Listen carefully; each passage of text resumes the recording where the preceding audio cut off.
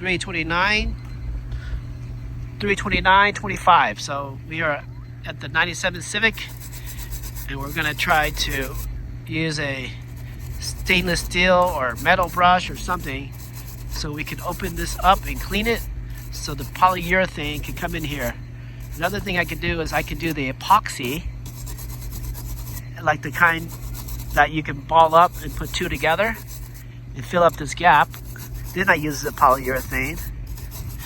The thing why you want to use polyurethane is this is a harsh environment and it's going to get hot and cold, hot and cold. And the polyurethane is the kind you use for the window glass, and that'll last longer than just regular silicone.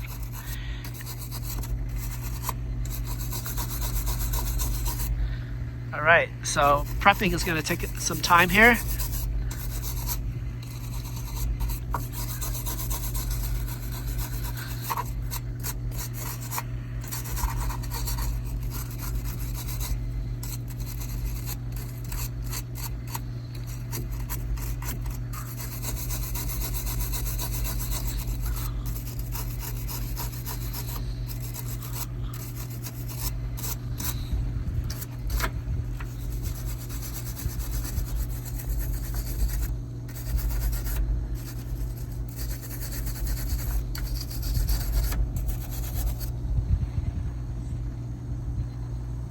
All right, we'll prep it some more and then we'll add the polyurethane.